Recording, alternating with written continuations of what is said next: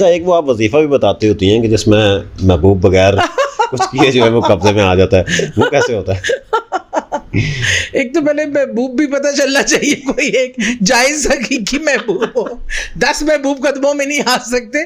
اچھا میں بتاؤں آپ کو، ایک تو یہ ہے کہ محبوب سے جس دن شادی ہو جاتی ہے نا اس دن آپ روتے۔ دیکھیے جی، بیسٹ مومنٹ کیا تھی جنات کے ساتھ آپ کی؟ اچھا میں نے نا جنات کے ساتھ ویسے تو تجربہ کافی جگہ تو خوفناک ہوتا ہے، مطلب زیادہ ٹیریفائنگ، لیکن مجھے ایک جو نظر آئی تھی ان کی شادی اپنے گھر کی چھت پہ۔ آپ نے کہا یہ آپ کے فرینڈ کے گھر پہ آیا تھا؟ ہاں، یہ میرے فرینڈ کے گھر پہ تھا۔ وہ روز آتا تھا یا یہ ان کی شادی ہو کے بہو آئی تھی، اس پر اس نے اٹیک کیا تھا۔ آج کے دور میں اگر کسی کے گھر پہ خدا نہ خواستہ کوئی اس طرح کی سچویشن بلڈ ہوتی ہے، یہ جو میں نے واقعہ سنایا یہ بھی آج ہی کے دور کا ہے۔ نظر آتے ہیں کہیں جگہ وہ چاہیں تو اپنے آپ کو ظاہر بھی کر دیتے ہیں۔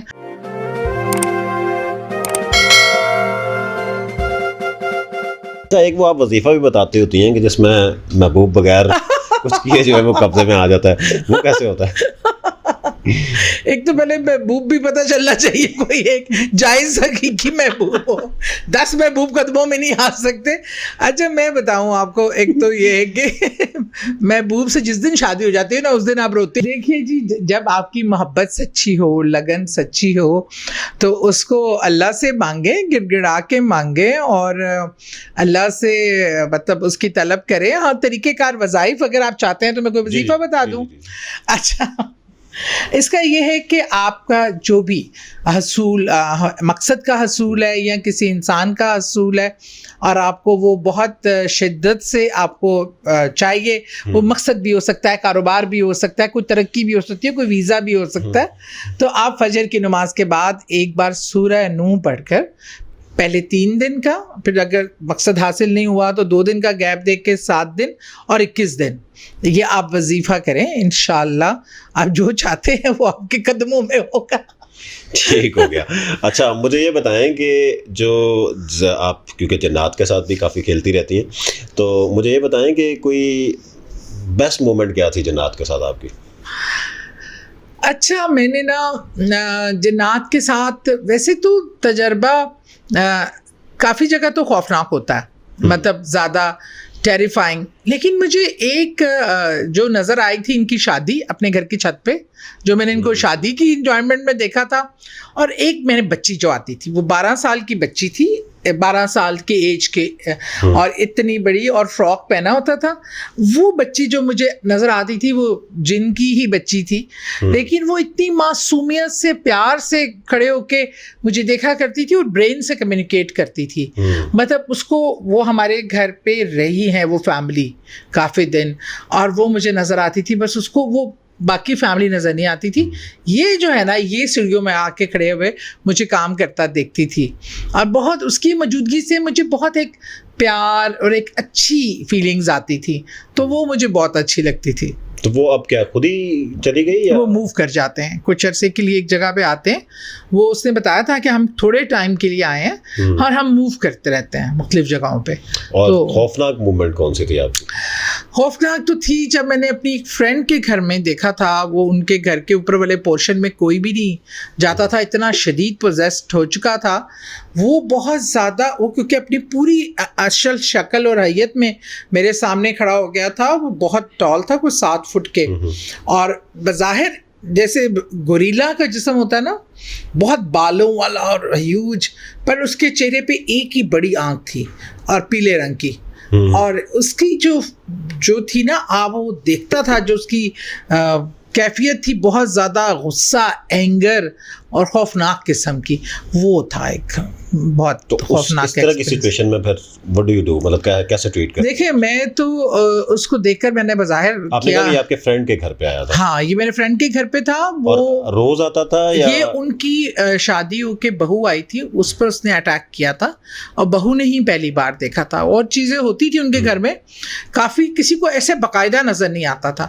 پھر سب نے اوپر والے پورشن میں تو رہنا محال ہو گیا تھا، پھر وہ میں گئی، انہوں نے مجھے بلایا، میں نے جب دیکھا تو میں نے ان کو یہ کہا تھا کیونکہ وہ اس بڑی تعداد میں تھے اور وہ اتنے اسٹرانگ اور خطرناک تھے. میری فرینڈ سب سے زیادہ ٹارگیٹڈ تھی ان کی, کیونکہ وہ گھر پہ ہوتی تھی میکسیمم ٹائم. تو میں نے تو ان کو, کیونکہ کرائے کا گھر تھا, بہت پرانا رہ رہے تھے, لیکن میں نے کہا ان کو اگر آپ اس گھر کو بدل سکتے ہیں تو, کیونکہ وہ اس گھر پہ قابض تھے. اچھا. لیکن وہی انہوں نے تھوڑا سا ڈیلے ہو گیا. میری وہ فرینڈ 8 مہینے کے اندر اس دنیا سے چلی گئی, اور آخری ملاقات اس نے میرے سے ہی کی, اور اس نے مجھے کہا کہ تم نے بالکل صحیح کہا تھا, بلکہ بھگتنا اس کو پڑا. اور وہ 8 مہینے میں اتنی سی سائز, وہ میرے جیسی اونچی لمبی ڈیل ڈال والی تھی, اور یقین مانو جیسے ہی غسل دیا گیا, اس کو کفن پہنایا گیا, وہ اپنی بالکل پہلے والی پوزیشن میں آ گئی. مطلب بعض چیزیں اتنے نقصان دہ ہوتی ہیں. ہمارے یہاں لوگوں کے کانسیپٹس بہت خراب ہیں. اچھا, یہ جو آپ کہہ رہی ہیں کہ جب وہ زندہ تھی تو وہ بالکل سلم ہو گئی, بہت زیادہ کمزور ہو گئی ان جنات کی وجہ سے, تو اور جب اس کی ڈیتھ ہوئی, جب اس کو غسل دیا, کفن پہنایا, تو وہ دوبارہ اپنی پرانی سائز پہ حالت میں واپس آ گئی. اس کا کیا ریزن ہے؟ کیا وہ جنات جیسے آپ کی جان جاتی ہے, آپ کی موت ہوتی ہے, یہ ساری چیزیں آپ کے باڈی کو چھوڑ دیتی ہیں نا, باڈی پہ تھا نا اثر, وہ چھوڑ دیا.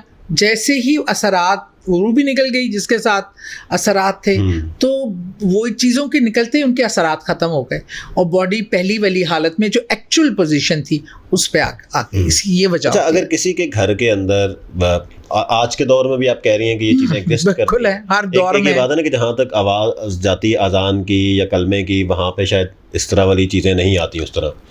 دیکھیے, خالی اذان کی آواز آنے سے مسئلہ حل نہیں ہوتا. اس اذان کے اگینسٹ کیا اس گھر میں نماز پڑھی جاتی ہے؟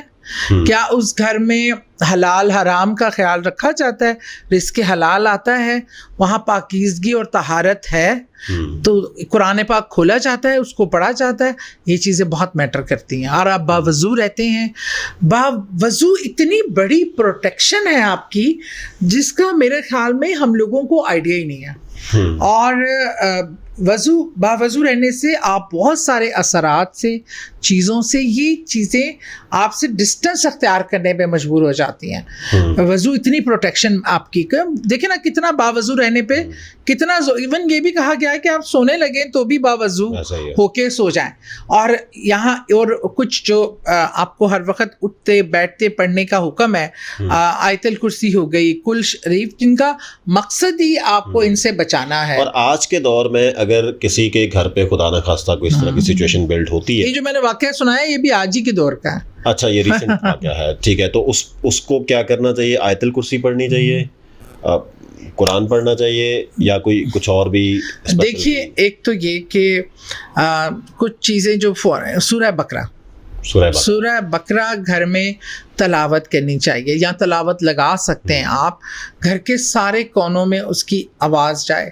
ہمارے یہاں آج کل لوگ بلوں کی وجہ سے بھی مغرب کے ٹائم اپنے پورے گھر کا ہر کونا روشن کریں جب تک کہ وہ ٹائم ختم نہیں ہو جاتا. لائٹ, گھر میں صفائی اور طہارت کا خیال رکھیں, اور نماز اور قرآن صبح فجر کے بعد قرآن پاک کی تلاوت لازمی کریں. وہ آپ کو پھر اس کے بعد صبح بیڈ سے آپ اٹھے نا, جب تک 3 بار آیت الکرسی اور سورہ فلق, سورہ ناس اور سورہ اخلاص آپ 7 بار پڑھ کر خود پر دم نہ کر لیں. یہ پروٹیکشن ہے, شیلڈ ہے اگینسٹ جو یہ تمام ایول چیزیں ہیں. اور خاص طور پہ جب آپ سوتے ہیں نا, تو آپ کی روح نکلتی ہے آپ کی باڈی سے, تو آپ کا باڈی از اے خالی کنٹینر. وہ کسی بھی اس طرح کی چیز کے لیے اس ٹائم اس کنٹینر پہ قبضہ کرنا, اس میں گھسنا یا اس کو ہارم پہنچانا بہت ایزی ہوتا. لیکن آیت الکرسی اور ان کا جب آپ حصار کر کے سوتے ہیں تو فرشتوں کی ڈیوٹی لگ جاتی ہے آپ کے ساتھ. پھر اس طرح کی چیزیں آپ کو اس طریقے سے نقصان نہیں پہنچا سکتی. اگر گھروں میں ایسا ہو جائے, سورہ یاسین پڑھ کر اور یا سورہ بقرہ پڑھ کر پانی پہ دم کر کے اس کے چھینٹے اپنے گھر کی دیواروں پہ بھی ماریں. دروازہ گھر کا جب بھی بند کریں بسم اللہ الرحمن الرحیم پڑھ کے بند کریں, اور ان چند چیزوں کا خیال رکھیں گے تو انشاءاللہ اگر کوئی چیز ہوگی بھی, ایک تو وہ قیام نہیں کر سکے گی, چلی جائے گی, اور دوسرا آپ کو نقصان نہیں پہنچا سکے گی. اچھا, جنات گھروں میں ہوتے ہیں کچھ اچھے بھی ہوتے ہیں جو بے ضرر ہوتے ہیں, وہ رہ رہے ہوتے ہیں بس آپ کے ساتھ, آپ انہیں نقصان نہ دیں, کچھ نہ کریں. نظر آتے ہیں کہیں جگہ وہ چاہیں تو اپنے آپ کو ظاہر بھی کر دیتے ہیں. آپ کبھی کبھی ایسے بیڈ پہ بیٹھے ہوتے ہو, آپ کو صاف پتہ چلتا ہے بیڈ پہ کوئی ایسے گدا دبایا کوئی بیٹھا ہے, اور آپ کو کئی بات ان کی پریزنس فیل ہوتی ہے, تو وہ اگر آپ کو کوئی ایسا ہارم نہیں دے رہے تو ان کو let them live their life, اور اپنی زندگی گزارے, پر اپنا حسار ٹھیک رکھیں.